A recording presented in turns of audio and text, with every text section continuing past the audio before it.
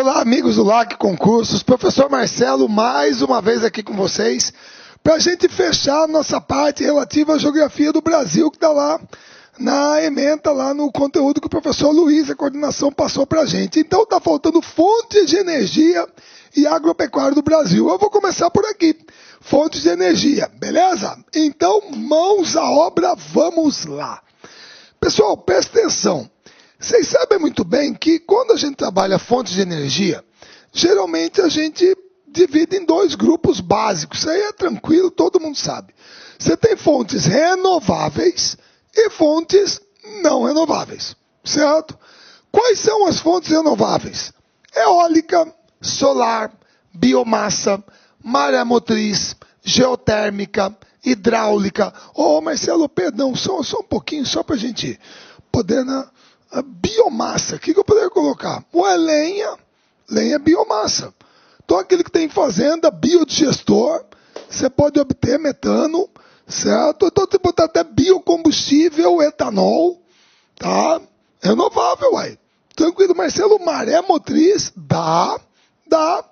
Nós temos uma usina, certo? Experimental, mas pequena, mas está lá no porto de Pecém, lá a 60 quilômetros de Fortaleza, da Tractebel, com o pessoal da COP, é um flutuador de 10 metros de diâmetro que fica flutuando com as ondas e ele vai bombeando, certo, água para um compressor e uma câmara hiperbárica. E aí isso dá um jato d'água com mais quase equivalente a 400 metros de queda que gira a turbina. Claro que a capacidade é pequena, mas pode ser ampliado, então dá para fazer. Certo? Se quiser pode entrar na internet e pesquisar, você acha. Porto Pecém, maré motriz. É o que, desculpa, não vou perder muito tempo para mostrar para vocês. Até porque outro dia eu fiz a turma passar raiva, né? Procurando um vídeo aqui que eu tenho botado o link. Marcelo, o que é geotérmica? Geotérmica é o calor que vem de dentro da terra. Dá para você usar, certo? Para você aquecer água, vapor, principalmente em área vulcânica ativa. Certo? Não é a praia do Brasil. Geotérmica é boa praia. Islândia, Japão, Filipinas, Indonésia, o Havaí. Aí dá para você fazer. E a hidráulica, que é a hidrelétrica. E você tem as fontes não renováveis, que são os combustíveis fósseis, petróleo, carvão mineral, gás natural, xisto ou folhêlio pirobetuminoso e a energia nuclear. Essas são não renováveis. Aí você tem que tomar cuidado com duas perguntas. São meio parecidas, pessoal, mas a resposta é diferente, certo? Se alguém chega para você e pergunta assim, escuta, qual é a fonte de energia mais consumida no Brasil todos os dias? O que você responde? Petróleo. A fonte de energia mais consumida é petróleo.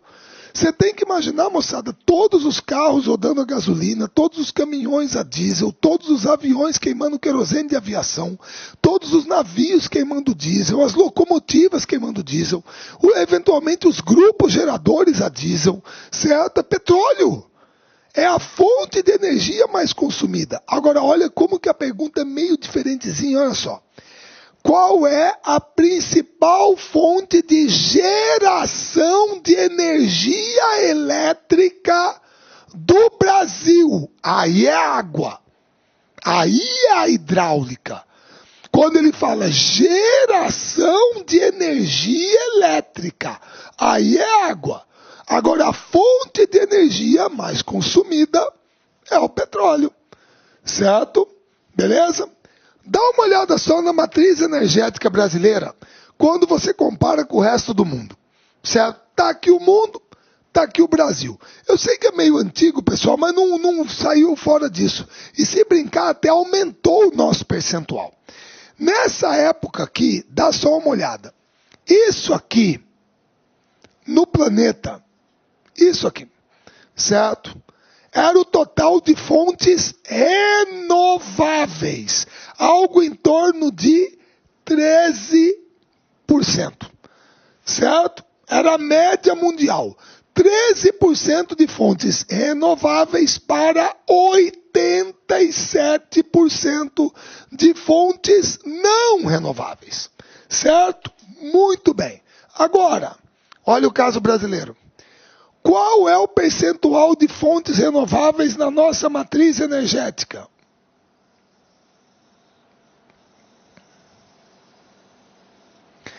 45%.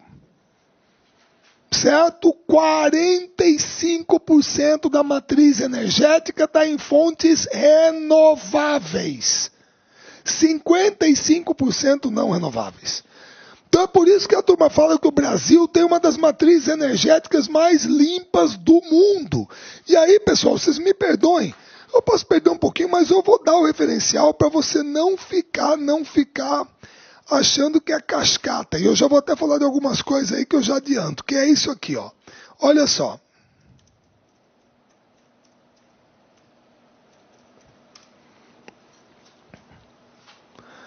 Vamos pegar, certo?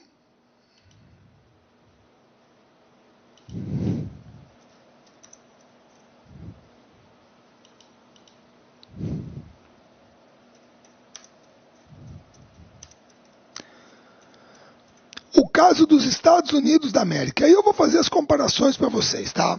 Beleza? Eu vou pegar 2013, tá pertinho, tá bom. Olha só como é que funciona os Estados Unidos, certo? Petróleo, 35%. Gás natural, 26%. Carvão mineral, 18%. Fontes renováveis. Vou arredondar com boa vontade, 10%. Pronto. A matriz energética dos Estados Unidos da América, certo? Para efeito de comparação, baita economia que está aí. Vamos lá.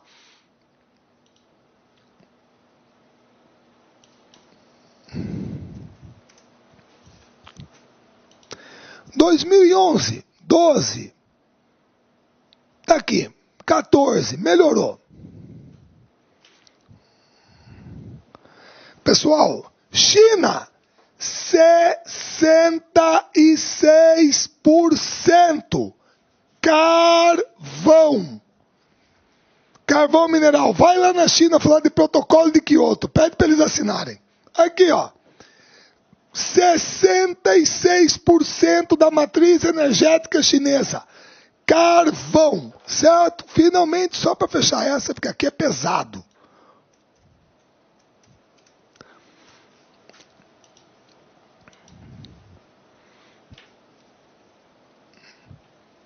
Pronto. Vai lá na França e pede para a turma abrir mão da energia nuclear. Energia nuclear, 83%. Vocês entenderam, moçada? É complicado. Quando a turma vê isso aqui, o pessoal ainda quer falar pra gente que, poxa, nós é que estamos poluindo o planeta, então nós temos um problema sério de desmatamento, mas olha a matriz energética do mundo. E quer comparar com a nossa? Por isso que o pessoal fala que nós temos uma das matrizes energéticas mais limpas do planeta. E temos mesmo, ainda podemos melhorar. Beleza? Tudo bem? Agora, aqui está o consumo por fonte de energia no Brasil. Certo? Primeiro, petróleo. Depois, a hidráulica, cana-de-açúcar, etanol, madeira, certo? E outras biomassas, lenha, gás natural, carvão mineral, que é pouco, nuclear e outras fontes, certo? Aqui, as principais fontes geradoras de energia elétrica. Olha que maravilha, 70%. Isso aqui já bateu quase em 75%. Hidráulica. Depois é que vem gás, petróleo, biomassa, nuclear, carvão, eólica e solar. E nós queremos aumentar isso aqui, ó. E vocês vão ver como que está melhorando. Certo? Então, olha só, energia elétrica, mais de 70% é água, tá? E aqui está o consumo por setores, certo? Transportes, porque consome muito petróleo, claro. Depois o setor industrial, aí o setor residencial, o próprio setor energético, agropecuário, comercial. E o setor público é o que menos consome energia. Então, aqui o consumo de energia por setores no país. Certo? Muito bem. Aí eu começo com qual fonte de energia? Moçada, petróleo. Vamos começar com o petróleo. Tá? Pessoal, o petróleo, vocês sabem muito bem que ele é conhecido desde a antiguidade. Tá? Quando a gente assiste aqueles filmes antigos, tipo Romano, aquela coisa antes de Cristo, capa espada. É de gladiadores, aqueles troços. E muitas vezes você vê os caras atacando uma fortaleza com aquelas flechas incendiárias e tal. Geralmente ali era betume. Era betume, você bota betume, taca fogo e tudo bem. Certo? Já era conhecido. O petróleo é conhecido há muito tempo. O que aconteceu no século XIX é que a turma foi para a destilação fracionada do petróleo. Certo? Isso aqui é uma torre de destilação, você bota aqui o petróleo cru, e aí em cada fase vai saindo um derivado. Daqui, gasolina, certo? Querosene de aviação, beleza? Diesel, tal que é óleo lubrificante, e por aí vai. São derivados, emulsão asfáltica, e por aí vai. Então o processo de destilação fracionada do petróleo fez com que nós obtivéssemos muitos derivados dele, que são usados para as mais diversas finalidades. Todas as vezes que você escuta nomes como polietileno, poliestireno, poliuretano, politereftalato de etila, Marcelo, o que é isso? Garrafa PET. Garrafa PET é derivado de petróleo, certo? São polímeros derivados de petróleo, certo? Plástico, em essência. Então a aplicação é imensa. Fertilizante, tem derivado de petróleo, certo? Então a indústria petroquímica, ela pega uma coisa absurda e aí ela ganha uma importância muito grande na economia global ao longo do século XX. Nós entramos na era do petróleo, certo? E como é que é a nossa história com ele? Vamos lá. Pessoal, vocês sabem que no Brasil a coisa começa em 1938, com a criação do Conselho Nacional do Petróleo pelo Dr. Getúlio Dornelles Vargas, certo? Muito bem. Aí, em 1939, se eu não me engano, primeiro poço perfurado no Brasil, isso aqui foi lá no Recôncavo Baiano, inclusive até a cidade, certo? Se chama Lobato, a localidade é Lobato, na Bahia, uma homenagem a Monteiro Lobato, porque se você pegar aquela coleção do Sítio do Pica-Pau Amarelo, do Monteiro Lobato, um dos livros é O Poço do Visconde. E ali Monteiro Lobato faz uma defesa apaixonada de que o petróleo tem que ser nosso. Ele também era nacionalista nesse sentido, certo? E aí, em 1953, a lei número 2004, de 3 de outubro de 53, criou a Petróleo Brasileiro Sociedade Anônima, Petrobras, e criou-a como o quê? Monopólio estatal. Monopólio estatal. Só a Petrobras podia, só ela, prospectar, perfurar, extrair, refinar, importar e fazer a navegação de cabotagem no litoral. As empresas privadas só podiam fazer o quê? Distribuir. Então você podia ter posto Shell, posto Esso, posto Texaco, isso você podia ter. O resto é monopólio estatal, de acordo com a lei que foi aprovada pelo Dr. Getúlio Dornelles, criada, né, no governo do Dr. Getúlio Dornelles Vargas. Muito bem. Pessoal, nós criamos a Petrobras e aí começamos a estruturá-la, ela foi se tocando, só que existem alguns fatos que vão marcar muito a história do petróleo ao longo do século XX, principalmente na segunda metade. Certo? Por exemplo, em setembro de 1960, foi criada em Bagdá, no Iraque, a Organização dos Países Exportadores do Petróleo, a OPEP, um cartel do petróleo. À época, não, hoje está perdendo um pouco a característica, mas era um cartel do petróleo, tá? E com a criação da OPEP, a gente terá o advento, algumas ocorrências que realmente vão impactar muito, muito na economia global. Por exemplo, vocês estão vendo bem aqui, ó, 70, 75, bem aqui é 73, 74, bem aqui. E o que vai acontecer aqui? Pessoal, em outubro de 73, nós tivemos a Guerra do Yom Kippur. A Guerra do Yom Kippur é o dia do perdão, o mais sagrado feriado judaico. Então, a Guerra do Yom Kippur foi mais uma das guerras entre Israel e países árabes vizinhos. E Israel venceu essa guerra. Mas Israel venceu essa guerra com a ajuda descarada dos Estados Unidos, dos países ocidentais. Não que eles mandaram tropas, não, mas logística, munição, combustível, equipamento, tudo que Israel precisava para não perder essa guerra foi dado. Certo? E Israel venceu essa guerra contra o Egito, a Síria, que são países árabes muçulmanos. Então aí é aquela velha história. O inimigo do meu inimigo é meu amigo. Diz que é um provérbio árabe. Então, por tabela, o amigo do meu inimigo é meu inimigo também. Então os Estados Unidos escolheram ajudar Israel contra países árabes muçulmanos. E a maioria dos países da OPEP é o quê? Ou árabe ou muçulmana. Então o que o pessoal fez? Como uma retaliação à ajuda americana a Israel, a turma da OPEP, o cartel do petróleo, aumentou o preço, embargou o petróleo e forçou a alta do preço. Então essa estilingada aqui, ó, de 20 para mais de 40 dólares o barril. Aqui, ó. Pum! Esse aqui é o conhecido primeiro choque do petróleo. Certo? Pessoal, foi aqui no Brasil, grosso modo, aqui para nós, que começou a acabar. Porque acabou Dojão, Galaxy, Landau, Maverick V8, acabou gasolina azul no posto. Para você que é novinho, antigamente você podia abastecer com gasolina amarela e gasolina azul, que tinha uma octanagem maior. Certo? Acabou tudo isso. Gasolina azul acabou, esses carrão acabaram. O que apareceu na nossa vida?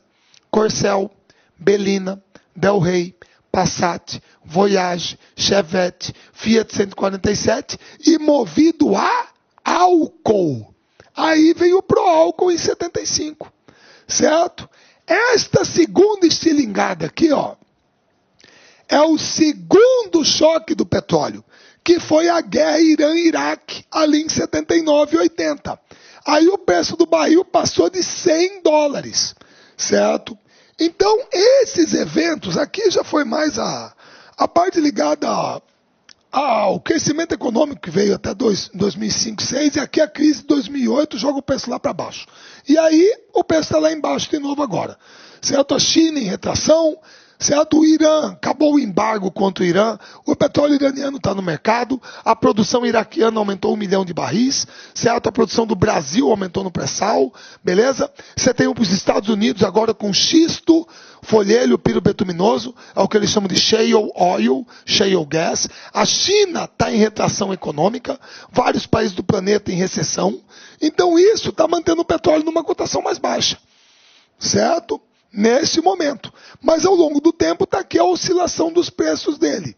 E nesse período aqui, 73, 74, 80, a gente achou melhor mudar algumas regras na exploração de petróleo no Brasil. E nós adotamos o sistema de contratos de risco. O que era isso? Era o seguinte: indústrias internacionais, multinacionais do petróleo, que quisessem vir para o Brasil para explorar petróleo, podiam vir. Ah, Marcelo, mas não era monopólio da Petrobras? Era. Só que aí essa empresa assinava um contrato de risco. O que significa isso? Significa o seguinte: se você perfurar e achar o petróleo, tudo bem, pode explorar. Mas se você perfurar e não achar, o risco é seu. É um contrato de risco. Certo? Beleza? Nós adotamos esse sistema entre 75 e 88 para tentar aumentar a produção nacional e compensar a questão dos choques do petróleo que pegaram a gente de calça curta, certo? E aí nós chegamos, moçada, aos tempos atuais, grosso modo, é o que a gente tem que entender, o que está por trás da geopolítica do petróleo, principalmente da nossa grande empresa, certo? Que ao longo do tempo o comportamento dos preços foram esses aqui. Mas vamos tentar entender o que é a Petrobras. É o seguinte, moçada, essa aqui é a sede da BR Distribuidora. A BR Distribuidora, certo, é a distribuidora da Petrobras, são os postos BR. Então ela tem a distribuidora dela, tudo bem. Pessoal, esse aqui é o CEMPES. O que é o CEMPES? Centro de Pesquisa e Desenvolvimento Leopoldo Miguel de Melo, que fica lá na Ilha do Fundão, perto da Universidade Federal do Rio de Janeiro, lá no Rio de Janeiro. Tudo isso aqui pertence à Petrobras. É aqui que a Petrobras desenvolve combustíveis, lubrificantes, tecnologia para explorar o pré-sal, certo? Plataformas, é aqui que ela desenvolve a tecnologia dela na indústria petroquímica, certo? Muito bem, essa aqui é a dela. Essa aqui é a Transpetro. A Transpetro é toda a parte da Petrobras que cuida da logística de transportes, certo? E aqui você tem alguns dos navios que pertencem a ela, da Fronap, ou são petroleiros ou navios de serviço, como João Cândido, Zumbi dos Palmares, Celso Furtado e Sérgio Buarque de Holanda. Tudo isso aqui é dela, é dela.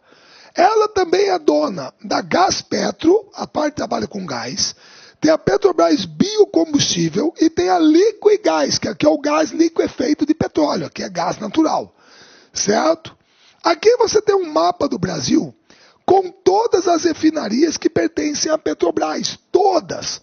Alberto Pasqualini, lá no Rio Grande do Sul, se bem que teve um acordo com a Repsol, isso aí é uma coisa que foi do governo Fernando Henrique, a refinaria Getúlio Vargas, Araucária, lá no Paraná, a refinaria de Paulínia, a refinaria União, em Capoava, a do Vale do Paraíba, em São José dos Campos, e Arthur Bernardes, em Cubatão, tudo isso em São Paulo, Duque de Caxias, no Rio de Janeiro, Gabriel Passos, Minas Gerais, Landulfo Alves, na Bahia, a Refan, que é a refinaria de Manaus, e ainda falta agora Abreu e Lima, que está aqui no Recife, já entrou em operação, certo? E a Asfor Lubinor, que é de lubrificantes e emulsão asfáltica lá no Ceará.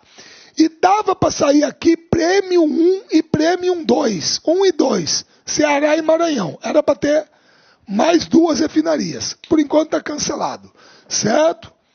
Devido a esse problema todo que está tendo com a Operação Lava Jato, que a gente também vai falar aqui, rapidinho.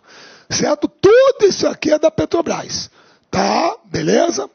Moçada, essa aqui é a principal área de extração de petróleo do Brasil, é a Bacia de Campos, certo? Litoral, principalmente do Rio de Janeiro, tá? Em 73 a gente produzia 14% do que a gente consumia. Em 2006 a gente atingiu a autossuficiência nominal. Na produção. Nosso grande problema é o refino. E muitas vezes quando o óleo é pesado, você tem que mandar para refinar fora.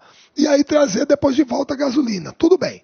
Mas além da Bacia de Campos, nominalmente tem autossuficiência. A Bacia de Campos, 80% da produção. A Bacia de Santos, a Bacia do Espírito Santo, o Recôncavo Baiano e o Vale do Rio Urucu, lá no Amazonas, onde a gente também tira petróleo e gás natural. Certo? Além agora descobriram o Sergipe, camada pré-sal, também tem novas descobertas. Tudo isso aqui pertence à Petrobras. Tudo isso aqui pertence à Petrobras. Certo? E como todos vocês sabem, perdão. Deixa eu ver se eu coloquei ali. O monopólio da Petrobras foi quebrado em 95, 97. Aqui no governo Fernando Henrique Cardoso. Presta bem atenção, pessoal. Ninguém disse que a Petrobras foi privatizada. Não. Quebrou-se o monopólio da Petrobras. Então, a partir daqui, qualquer empresa estrangeira pode entrar no Brasil para explorar petróleo. Pode perfurar, pode refinar, qualquer uma, pode, sem problema. Acabou o monopólio da Petrobras. Só que aí vem uma pergunta interessante. Se o monopólio da Petrobras, eu já mostrei tudo isso para vocês, se o monopólio da Petrobras acabou em 95, 97, então uma pergunta é muito interessante. Se o monopólio acabou há 20 anos atrás, por que até hoje nenhuma grande multinacional estrangeira entrou no Brasil para concorrer com a Petrobras? Por quê? Por que não? Você entendeu? Mas não tem, uai. Você não vê uma refinaria da Shell, você não vê nada. Por quê? Porque aí vem uma coisa muito lógica. Durante aproximadamente 40 anos, a Petrobras foi um monopólio. Então ela aproveitou esse período de monopólio para construir uma estrutura que realmente é invejável. E uma infraestrutura que melhorou muito até nos últimos anos. Tá? Agregou mais coisas. Então, uma empresa estrangeira entrar no Brasil e tentar concorrer com ela é muito difícil. É muito difícil, porque a estrutura que ela tem, todos os postos em produção, certo? Todas as refinarias que ela tem, todas as empresas que ela tem nos mais variados setores, é difícil concorrer com isso. Então, provavelmente, para uma empresa multinacional estrangeira, qual seria a melhor coisa que poderia acontecer para entrar no Brasil no mercado do petróleo? Simples. Esperar que algum governo topasse privatizá-la. E olha aqui, moçada, já estava encaminhadinho. Desculpa aí se você é novo. Se você é novo e nunca leu sobre isso, por favor, não vem começar com besteira. Leia isso aqui, veja e aprenda um pouco coisas que de repente você não sabia. Tá? Já estava tudo pronto. Tá aqui a nova logomarca. Certo? E nós vamos mudar o nome. Vai sair o S de Brasil e vamos botar Petrobras com X. E o legal de você ver essa matéria aqui, é que aqui está o nome do presidente da empresa na época. Está aqui, Henri Philippe Reichel. Que nome brasileiro, hein? Bem brasileiro. Era o presidente da Petrobras. Não, vamos tirar o S, vamos botar o X, porque dá a ideia de uma coisa global, tem que remete à tecnologia, explicação. E para mudar isso aqui ia custar 50 milhões de dólares. 50 milhões de dólares. Para mudar logo, tal, tudo isso aqui. E começou hoje, hein? Aí diz que começou hoje. Tá, agora que tá tendo, antes não. Certo? Muito bem. Beleza? Então, pessoal, a turma já estava preparando para isso. Preparando. Agora, é claro que aí houve o quê? Repercussão negativa, Congresso, opinião pública, pressão. Aí teve que recuar. Teve que recuar, ué. A pressão foi grande, certo? Não contou com o apoio da opinião pública, boa parte do Congresso pressionando, teve que recuar. Mas estava tudo prontinho. E outra, por favor.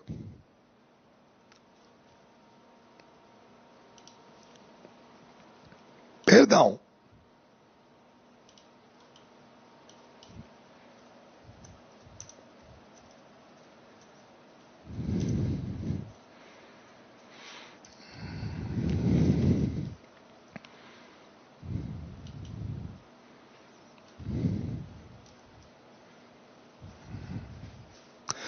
Pessoal, hoje, você sabe muito bem que esse partido não existe mais, né? Ele trocou de nome, agora se chama DEM, certo? Não tem mais, tá? E eu não vou perder tempo de novo, certo? Que vocês vão ficar putos comigo, depois, se vocês quiserem, eu mostro. Quais eram as notícias na época propondo privatizar a Petrobras, certo? E não só a Petrobras, o Banco do Brasil também. Ou então, o ex-diretor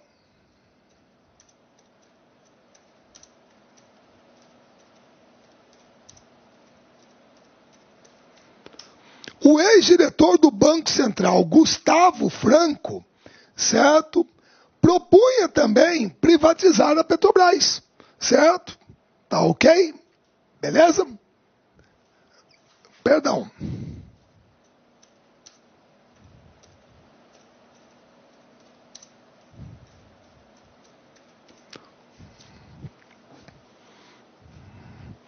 Tá aqui, ó.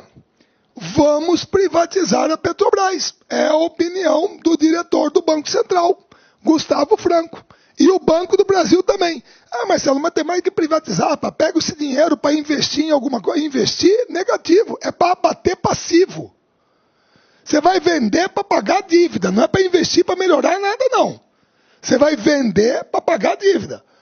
O que foi uma coisa maluca nessa época. Por quê? Porque você privatizou a Vale, privatizou o setor elétrico, privatizou telecomunicações e a dívida pública aumentou. Sensacional. E a dívida pública aumentou. Certo? É uma equação muito boa de se entender. Desculpa minha moçada, mas aí eu falo porque não tem como. É gente muitas vezes que não sabe disso e compra coisa mastigadinha achando que era tudo lindo. Beleza? Então, se tivesse colado essa história de Petrobras, já tinha vendido ela. Já tinha vendido ela. Tranquilo. preparadinha para privatizar. Agora aí, em 2006, o que aparece? Pré-sal. Pré-sal. Pô, Marcelo, o que é o pré-sal? O pré-sal é o seguinte, meu caro, historicamente, esse fio é chato. Historicamente, nós sempre tiramos petróleo, funciona assim, ó. Nós sempre tiramos petróleo. Eu vou fazer o mar vermelho, tá? Beleza?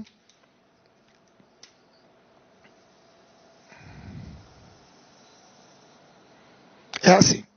Pessoal, quando você está aqui na praia e você entra na água, seu pé continua pisando na areia. Então, esse prolongamento do continente aqui, por baixo d'água, é o que nós chamamos de plataforma continental brasileira. Ela vem até aqui.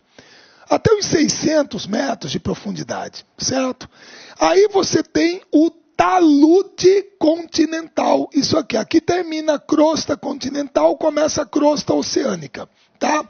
E aí você vai para 2.000, 3.000 metros de profundidade. Então, historicamente, as plataformas nossas estiveram sempre aqui, ó, perfurando aqui e tirando petróleo aqui. Agora não. Agora a plataforma está aqui, certo? Beleza? Você vai descer uma sonda que vai bater aqui embaixo a 2.000, 3.000 metros de profundidade. 2.000. Aí que ela começa a perfurar. Ela vai perfurar mais 3, 4 mil metros. Primeiro ela vai passar por uma camada de pós-sal, aí ela vai passar por uma camada de sal, e lá embaixo é que está a rocha reservatório do pré-sal. Ele está impregnado aqui, certo? Ela vai chegar aqui. Então daqui até a plataforma aqui em cima, 6, 7 quilômetros. A exploração de petróleo em águas ultra profundas, certo? E adivinha qual é a empresa que tem a melhor tecnologia do planeta hoje nessa área? A única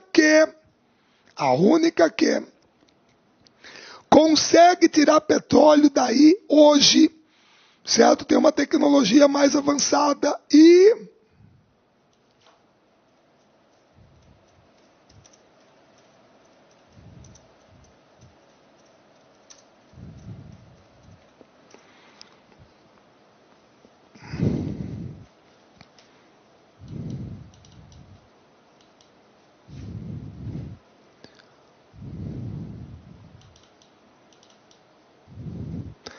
Eita ferro, moçada. Desculpa, mas é leso, né? Ano passado ganhou o prêmio, o maior prêmio da indústria do petróleo, certo? Como se fosse o Oscar da indústria do petróleo. Que empresa é essa? É a Petrobras, pô. Tá? Aí você pode pesquisar depois se você quiser, porque eu não minto aquilo que eu falo. Tá bom? Beleza? Então, nós agora temos essa riqueza para ser explorada, que é o pré-sal. Certo? Uma coisa nova que foi descoberta a partir de 2006 e que para ele a gente estabeleceu um marco regulatório específico. E qual é esse marco regulatório? Primeiro, nós vamos adotar o sistema de partilha. O que significa isso? Significa o seguinte, qualquer empresa estrangeira pode vir aqui para o Brasil para explorar petróleo do pré-sal. Pode, não tem problema. Mas a Petrobras tem que ser sócia em no mínimo 30% do campo. No mínimo em 30%. No mínimo. Pode ser 40, 50, mas no mínimo 30%. Ela tem que ser sócia. Ela é a operadora do pré-sal. Certo? É o sistema que a Noruega usa, a Arábia Saudita usa, todos usam. Segundo, nós criamos a Pré-Sal Petróleo S.A. Ah, Marcelo, outra estatal. Pessoal, pela lei só pode ter 150 funcionários.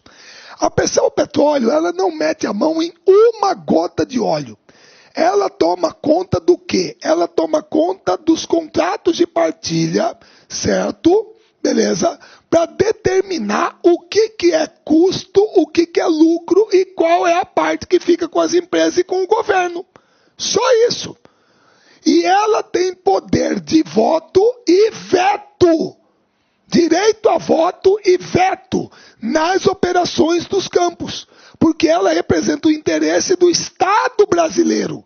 Então você não vai deixar nas mãos só das empresas estrangeiras decidirem. Senão, ou nacionais. Senão, por exemplo, dá um pepino como aquele no Golfo do México, que a turma afrouxou a segurança para cortar custo e explorar petróleo, e aquela Ocean, como é que era o nome dela? Deep Horizon, Ocean Deep Horizon, explodiu e lançou o poço lá, começou a botar óleo lá no Golfo do México. Então o governo vai participar através da pré-sal petróleo, certo? Cria-se o Fundo Social do Pré-sal, que, como o nome já fala, é um fundo social. Então, a parte do Estado que vem do óleo do pré-sal, só do pré-sal. Os outros poços continuam normalmente, só do pré-sal. Isso aqui só poderá ser usado para combate à fome, pobreza, cultura, saúde, ciência e tecnologia e adaptações a mudanças climáticas. Certo? Beleza? E educação. Só na área social. E aí foi aprovada a nova lei de royalties do petróleo. Certo? Onde 50% do fundo social do pré-sal para educação. 50% para educação. E dos royalties dos outros poços, 75% para educação e 25% para saúde. Isso está na lei. Está na lei, é lei. Aprovada agora em 2013, perdão. Beleza? 2013 e 15, não sei se teve atualização. Mas é a nova lei dos royalties do petróleo. Isso aqui é dos outros poços. O pré-sal, 50% para saúde e educação. Certo? Isso aqui foi para atender aquela turma que saiu pedindo educação e saúde padrão FIFA. Melhor padrão FIFA não, porque FIFA é corrupção. Tá? Que nem a CBF. Tá ok? É corrupção. Tá bom? Então, tudo beleza. Tá? Recorde de produção no pré-sal. Pô, Marcelo, isso foi ano passado? Foi 800 mil barris dia. 1/3 da produção nacional. Certo? Então tá aí, descobrimos, é uma baita riqueza, tem uma legislação específica, todo o dinheiro voltado para saúde e educação, é o que a turma queria dos royalties, fundo social do pré-sal 50%, é o que a turma pediu em passeata, tem que melhorar, tem que aplicar esse dinheiro. Agora, eleito ano passado, democraticamente, pelo Estado de São Paulo, certo? E qual é a primeira coisa que ele faz quando assume no Senado agora, já em março desse ano, do ano passado, perdão? Bota uma lei para tirar a Petrobras de participar do pré-sal, pô. Tá aí. Bota uma lei para deixar de ser operadora exclusiva. Para quê? Não, vamos abrir para os outros. Abrir para os outros, pô. Certo? E agora o interino também quer, uai. Tá aqui, vamos abrir o pré-sal para os estrangeiros, ora. Por que não? Tem mais é que abrir, porra.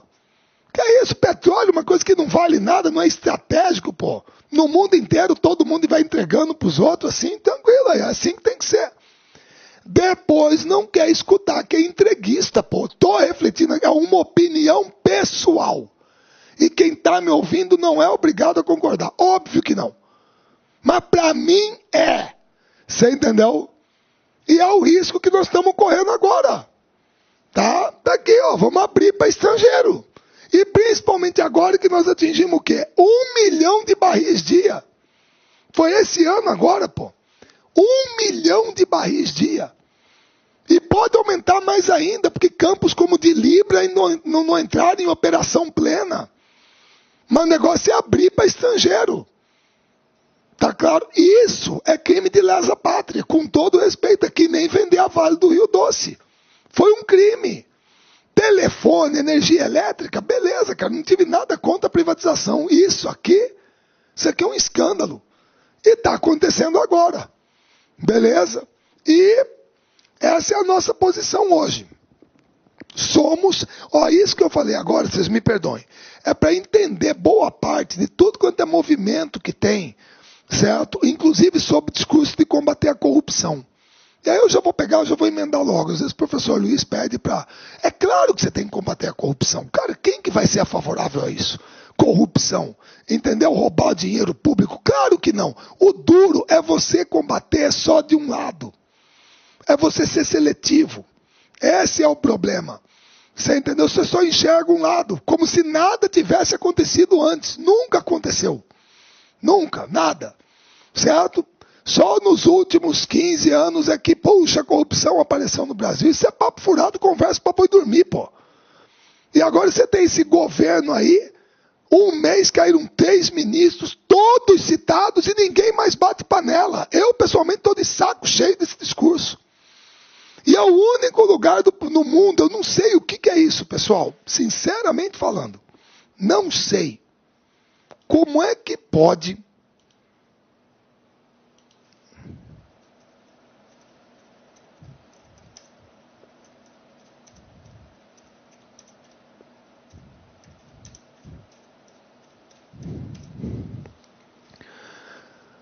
Pessoal, como é que pode... Pô, os caras são funcionários públicos, pô, pelo amor de Deus, são funcionários do Estado brasileiro, certo?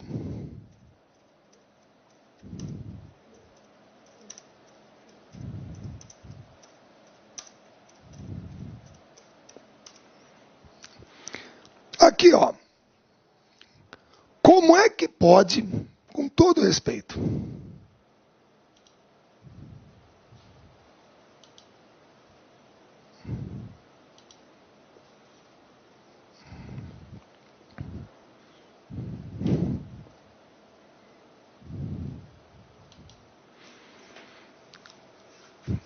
Como é que pode procuradores brasileiros irem a Nova York para entregar provas para as autoridades americanas para fazer uma ação contra a Petrobras nos Estados Unidos? Eu não entendo isso.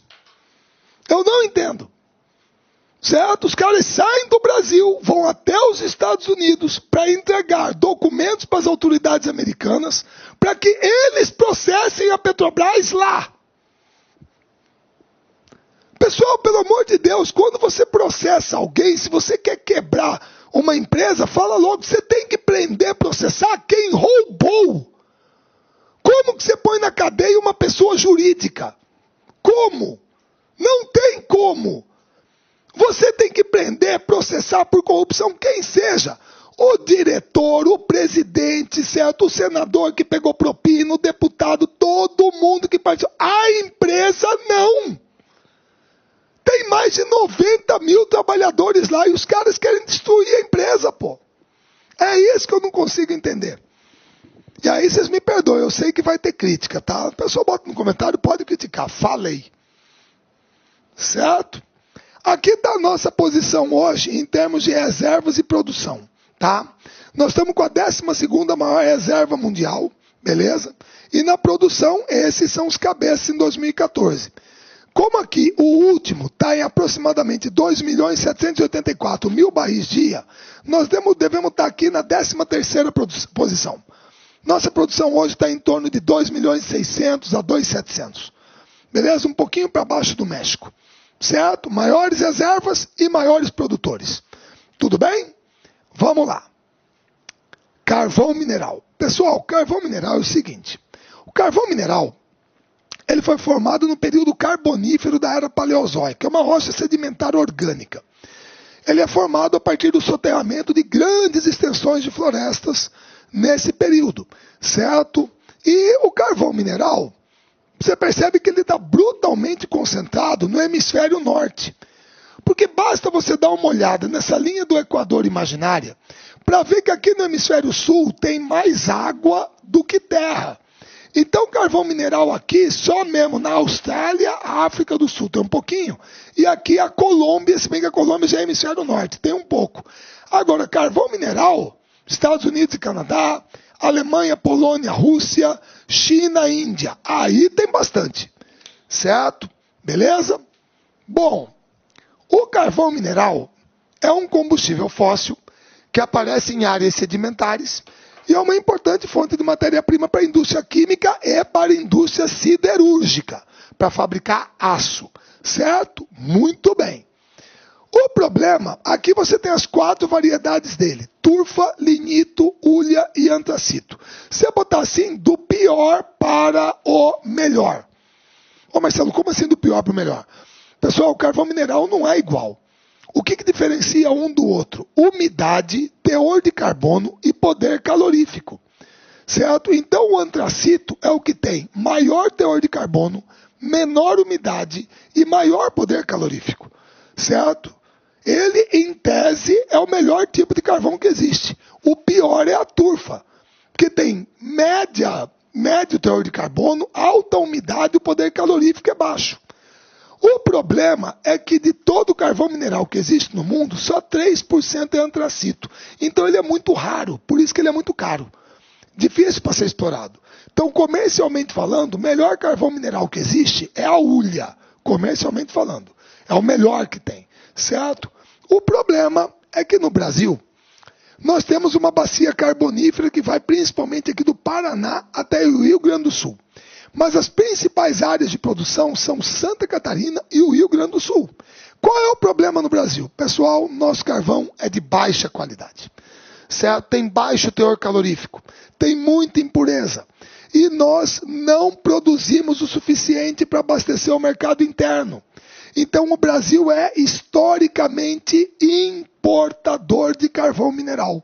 Nós importamos carvão mineral, certo? Ele aparece nos terrenos sedimentares do sul e a nossa produção é voltada para o abastecimento das siderúrgicas aqui do sudeste, que as siderúrgicas precisam de carvão mineral, e no Rio Grande do Sul para abastecer a siderurgia e as termoelétricas que tem lá.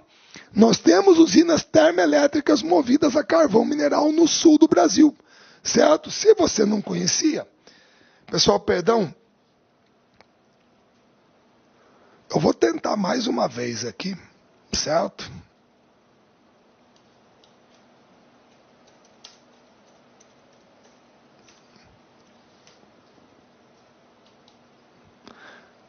Pessoal, não vou, porque vocês estão pé da vida, certo? E com razão, tem toda a razão, tá? Não vou discutir isso, é complicado, certo? E aqui tá travando, depois eu converso com a gurizada o que foi. Eu não consegui mostrar para vocês a termoelétrica de Candiota, certo? Que fica lá no Rio Grande do Sul. É uma das, certo? Porto Alegre também tem, Canoas também tem. Então são usinas térmicas movidas a carvão. Inclusive a gente tem uma subsidiária do sistema Eletrobras, que é a CGTEE, certo? Beleza? Que toma conta dessas térmicas a carvão lá no sul. Então nós temos carvão mineral, mas não é uma coisa significativa dentro da matriz energética brasileira. Tá certo? Muito bem. Gás natural. Pessoal, o gás natural é uma fonte de energia cuja utilização tem crescido muito nos últimos tempos. Por quê? Mais barato, menos poluente, mais fácil de transportar por gasoduto. A utilização é principalmente industrial e geração de energia, transporte, gás natural veicular, comercial e residencial. Certo? Beleza? O problema, pessoal, é que a maior parte dos nossos gasodutos está localizada aqui no litoral. Porque a maior parte do gás vem aqui do oceano, das plataformas que estão aqui. Então perceba que aqui para dentro não tem. Por favor, o que está em amarelo aqui é tudo o quê? É em estudo. Só o que está em vermelho é que está funcionando. Então, nos últimos anos, o que nós tivemos com gás natural de investimento que ajudou bastante? Primeiro, foi isso aqui, ó. O gasoduto Bolívia-Brasil. Esse gasoduto apareceu na nossa vida a partir do momento que nós tivemos racionamento de energia de 2001, 2002. Por quê? Porque a turma chama de apagão, mas não teve apagão. Foi racionamento de energia. Certo? Por quê? Porque como a gente precisava de uma resposta rápida para o problema da energia, da falta de energia naquela época, e construir uma hidrelétrica demora muito tempo. Então o pessoal falou, uma saída mais rápida é uma termoelétrica. Só que o problema é que a gente não tinha gás, mas a Bolívia tem gás. Então nós trouxemos um gasoduto da Bolívia, que tem uma ramificação aqui para Cuiabá. Nós temos aqui a termoelétrica Mário Covas, certo? Que hoje é administrada pela Petrobras. E a parte principal ia para Campo Grande, Campinas, São Paulo, Curitiba, Florianópolis, Porto Alegre. Então o gás da Bolívia sai daqui e abastece todas essas áreas. Então em todos esses locais você tem uma termoelétrica movida a gás. Por isso que, eventualmente, quando você tem um problema climático, chove pouco e os reservatórios das usinas estão baixos, principalmente aqui no Centro-Sul, você liga as termoelétricas a gás para elas jogarem energia no sistema e suprir a carência de energia. É nessa hora que a conta de energia aumenta, porque você está botando a térmica no sistema. Mas pelo menos ela foi criada para isso, para atuar quando tem pouca chuva e impedir um novo racionamento. O problema é que aí a tarifa fica mais cara, certo? E a outra obra que nós tivemos agora, aqui você está vendo ele no meio da selva, é o gasoduto Coari-Manaus. 5 milhões e meio de metros cúbicos dia, 663 quilômetros. Desde Urucu, lá do campo de Urucu, aquele que eu mostrei no meio da selva, até Manaus. Pô, Marcelo, fizemos um gasoduto no meio da selva? No meio da selva. E lá em Manaus nós temos térmicas a gás, que são abastecidas por aqui. Certo? Ô, Marcelo, e a quem que pertence o gasoduto? Petrobras. Pertence a Petrobras. Certo? Beleza? Muito bem. Etanol. Poxa, do etanol entra no biocombustível, né? Então vamos lá. Deixa eu colocar aqui para vocês. Pessoal, o etanol aparece na nossa vida a partir do momento que a gente entra na crise do petróleo. Então aí a gente tem que ir para o etanol como fonte alternativa. E o Brasil é o maior produtor mundial de açúcar, o maior produtor mundial de cana-de-açúcar, o maior produtor mundial de etanol, a base de cana-de-açúcar. Certo? Muito bem. Nós fomos para o etanol como uma fonte alternativa de combustível. E quais são os pontos positivos dele? Ele é renovável, é menos poluente que o petróleo, e o Brasil é o maior produtor mundial. Certo? Muito bem. O que ele tem de problema? Ponto negativo. Primeiro, pessoal, a cana-de-açúcar é uma cultura que exige grande extensão de terra. É uma cultura típica de latifúndio. Então isso pode aumentar a concentração fundiária. Segundo, se todo mundo for produzir cana, claro que eu estou exagerando, mas se você tiver uma troca da lavoura com incentivo à cana, você vai ter produção de combustível em detrimento de alimento. O pessoal precisa comer. Terceiro, o álcool, o etanol, é um bom substituto para a gasolina, mas não para o diesel. Você lembra que motor a diesel exige torque, força em baixa rotação. E isso o diesel entrega, certo? E o subsídio que você tem que dar para o setor, para produzir. Então, esses são os problemas que a gente enfrenta com o etanol, certo? Mas eu pessoalmente acredito que é válido. Você tem que encontrar aqui soluções para isso, mas é válido. Nós temos uma fonte alternativa já ao petróleo. Está aí nos postos de combustível. Polui menos, é renovável, certo? Agora, geralmente, nós dividimos as fases do etanol em 3 partes do pró-álcool. Quais são? Primeiro, pessoal, do surgimento dele até meados dos anos 80 foi um sucesso. Mas 70% dos carros produzidos no Brasil eram álcool. Eram álcool. Certo? Beleza? Então foi uma maravilha. Álcool, eu tive 2. Tá lá em casa.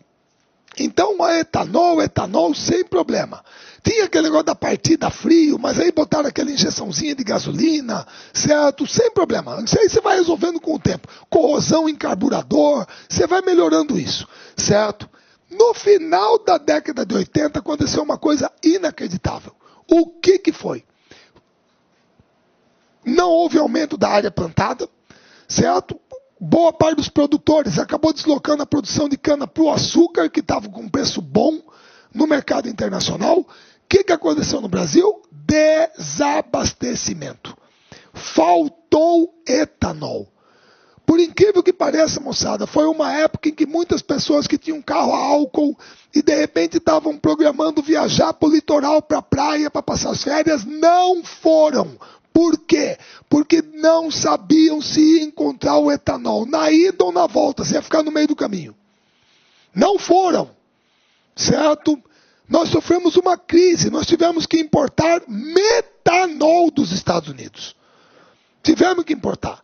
Então aí o etanol entrou em descrédito, todo mundo se voltou para a gasolina. Por isso que quem é mais antigo, com todo respeito, você se lembra, Todos os carros que nessa época sua família teve em casa eram carros a gasolina. O pessoal não foi para o etanol, certo? Abandonou o etanol. Agora, no início do século XXI, é que nós temos o quê? Uma revitalização. Por quê? Primeiro, a questão ambiental da poluição, gases estufa, protocolo de Kyoto, você tem que combater isso. Segundo, a tecnologia Flex Fuel. A tecnologia Flex Fuel, ela apareceu e agora permite que você abasteça o carro com os dois. Pode misturar o quanto você quiser. Só gasolina, só etanol, sem problema. E todo mundo se lembra qual é a conta. Pega o preço do etanol e divide pela gasolina. Se o resultado for maior que 0,7, gasolina. Se o resultado for menor que 0,7, etanol.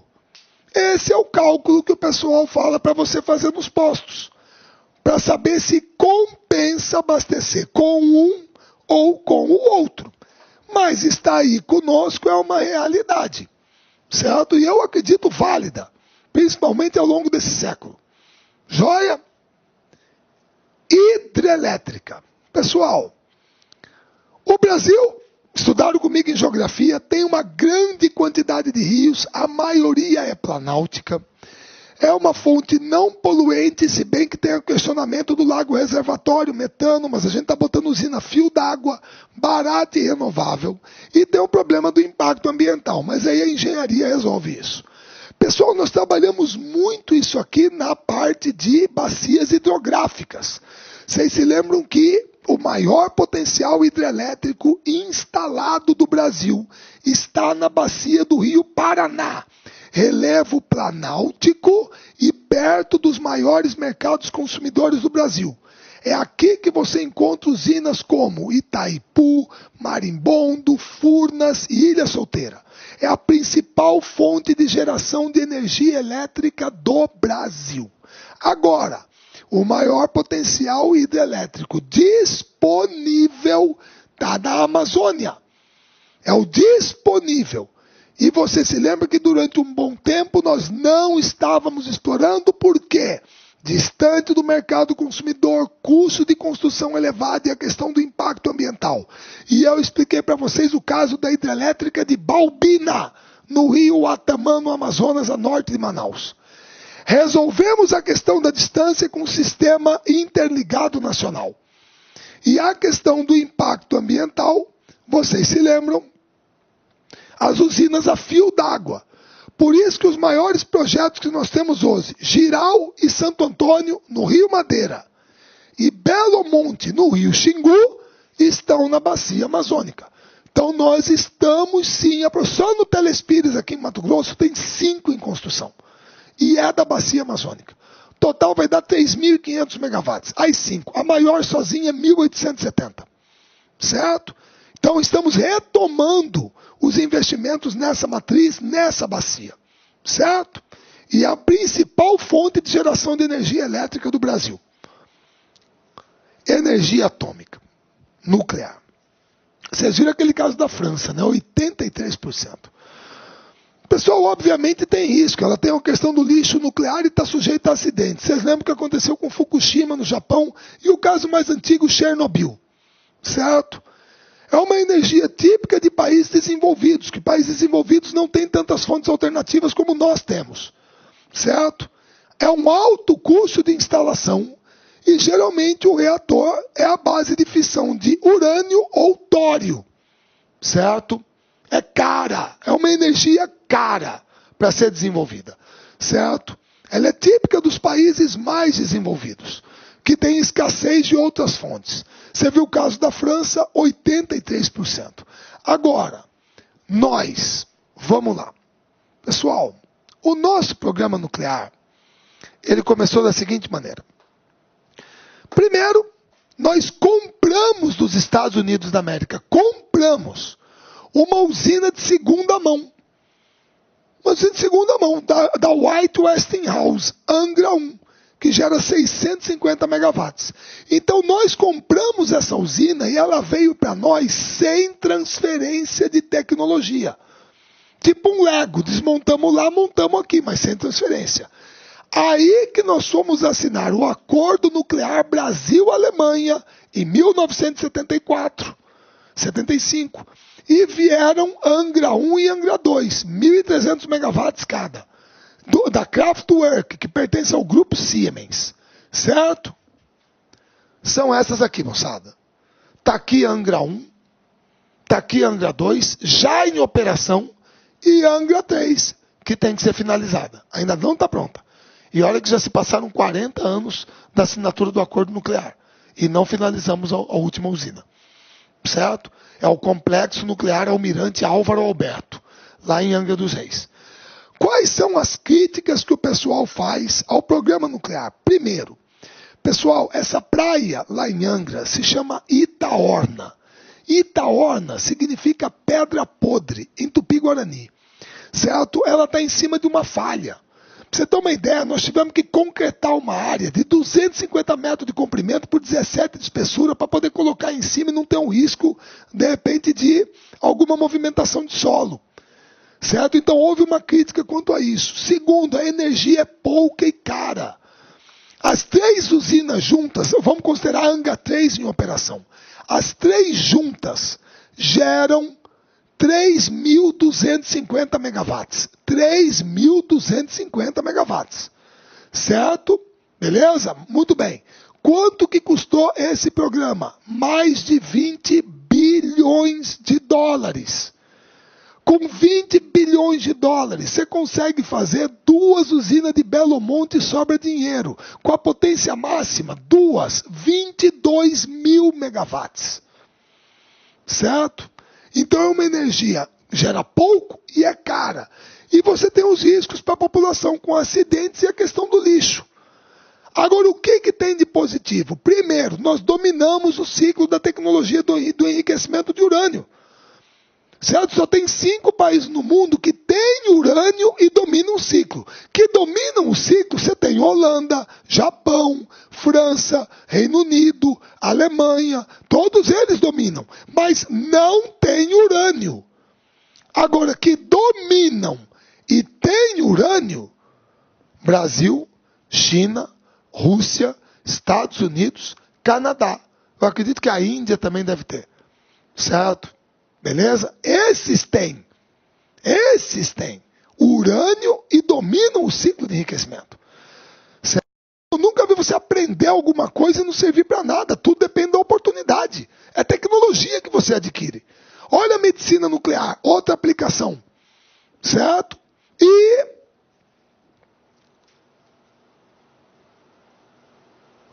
você tem os programas militares.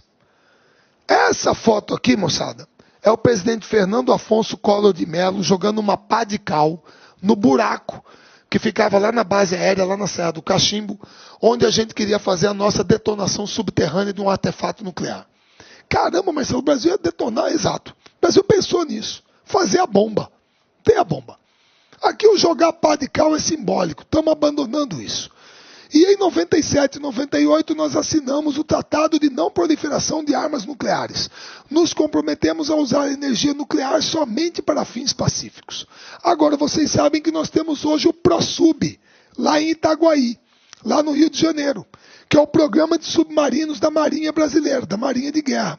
E nós assinamos um acordo com a França, pelo qual nós vamos construir aqui no Brasil um submarino nuclear da classe Scorpene. Um acordo de 7 bilhões de euros.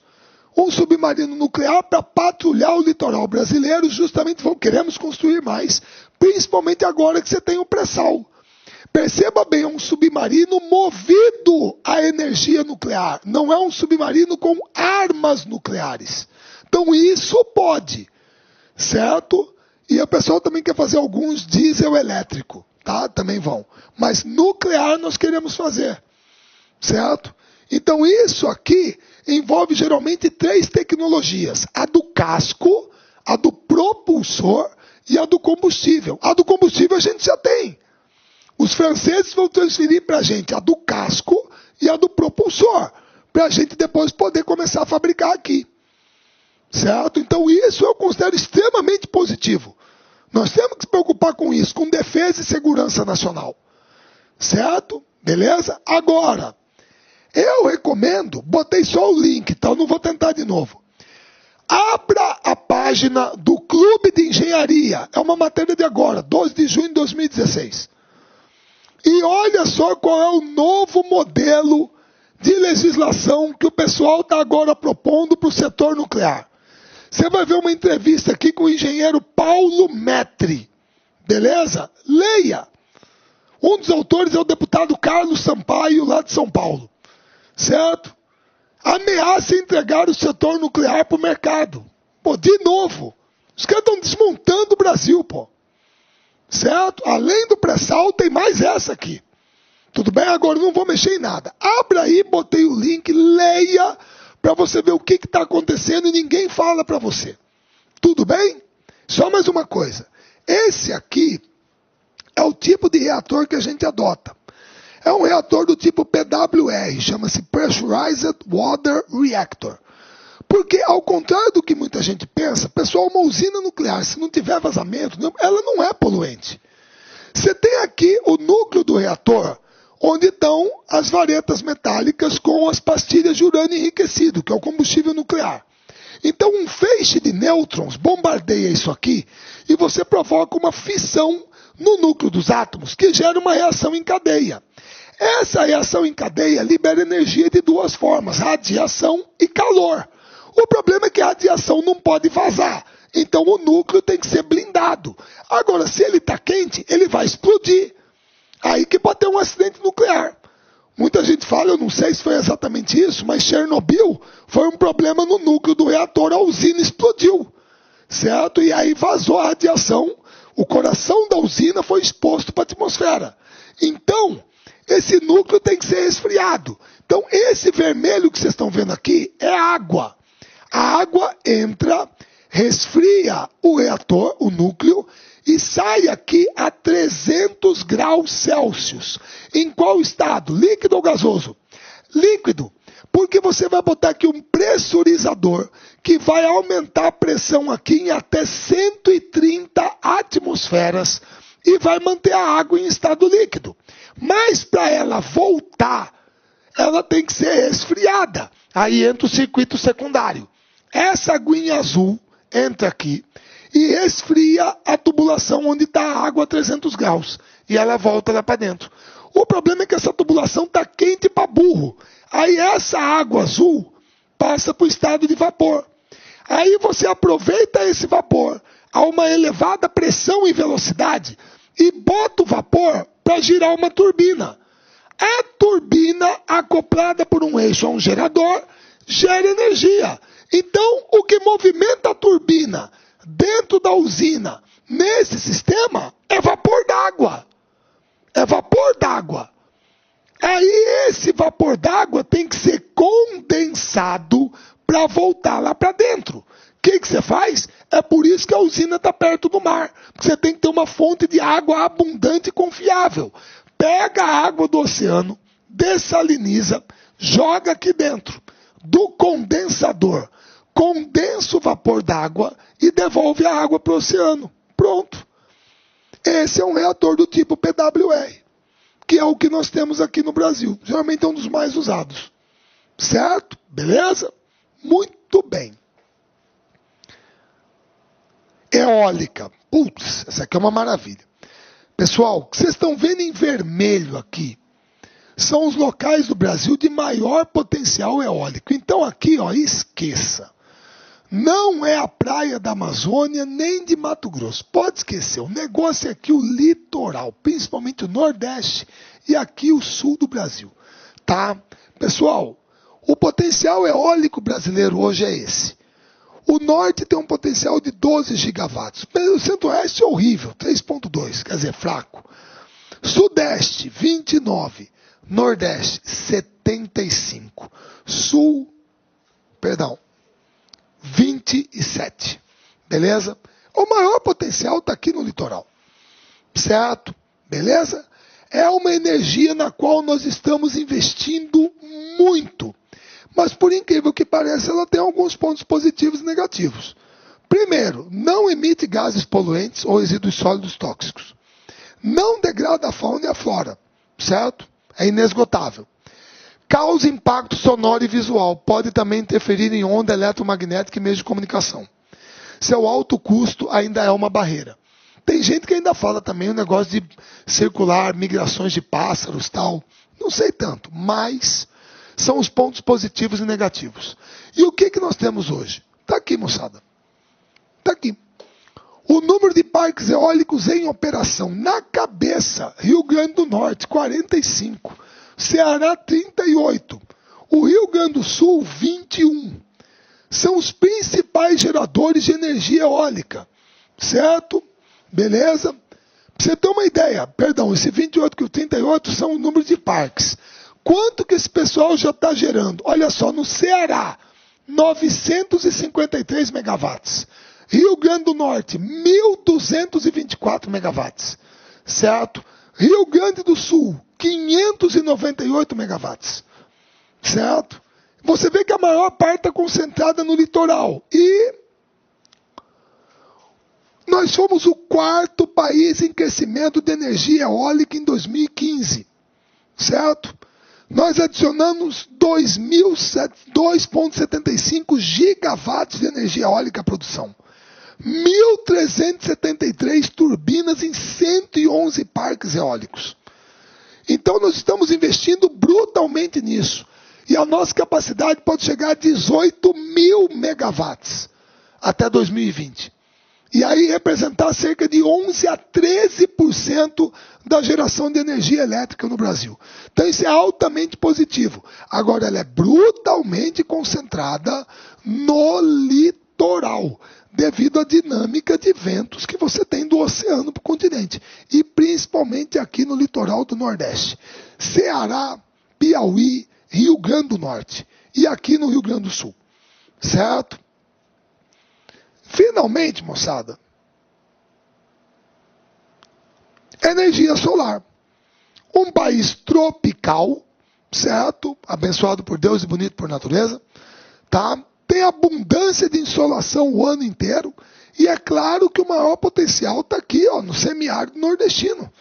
Certo? Olha aqui, ó. Aumentamos investimentos. Tá? É a fonte de energia que mais cresce no mundo, 30%. Por incrível que pareça, quem é o país, qual é o país que tem a maior quantidade de usinas solares no planeta? A Alemanha. 1/3 de toda a capacidade do mundo está dentro da Alemanha. Embora seja um país que não tenha tanto sol o ano inteiro. Certo? Agora, o lugar mais ensolarado da Alemanha, recebe menos luz do sol do que a parte mais sombria do Brasil. Quer dizer, o lugar mais ensolarado da Alemanha recebe menos sol do que o lugar mais escuro e sombrio do Brasil. E nós contratamos agora 31 novos projetos, agora no finalzinho de 2014, para gerar energia suficiente para abastecer 900 mil residências. A Bahia é o estado que lidera a maior quantidade de investimentos na energia solar. Só que vocês sabem muito bem que a energia solar tem um probleminha, né, moçada? Que é a questão do armazenamento dela, principalmente para equipamentos de grande potência. Então você tem que ter uma quantidade enorme de placas para poder absorver energia. Agora, para aquecimento de água, iluminação de emergência, pô, você já ajuda. Então, é uma fonte de energia em que nós estamos investindo bastante. E o principal potencial nosso está aqui no Nordeste, principalmente na área interior do semiárido. Tá joia? Beleza? Pessoal, falei de todas as fontes de energia que eu podia para vocês. Certo? Falando do quadro brasileiro e fazendo algumas comparações do exterior. Tá? Beleza? E aí, sempre enfatizando aquilo que eu disse lá atrás. Tudo que eu falei aqui é uma opinião pessoal, mas eu me baseio em fatos. E quando eu vejo, vocês me perdoem, gente, eu fico pé da vida. Inclusive, até o professor Luiz uma vez falou, pô, Marcelo, grava atualidades aí sobre essa história. Não vou, professor. Não vou, porque eu vou externar minha opinião pessoal e ninguém é obrigado a concordar ou a escutar. Tá? Mas nesse caso, eu queria mostrar, eventualmente, para quem ignorava, certo? ou para quem nunca ouviu falar ou não acreditava. Tudo bem? Gente, fontes de energia, beleza? Me perdoem qualquer excesso, certo? Fica faltando agropecuária, a gente vai gravar. Um grande abraço a todos e até a nossa próxima aula.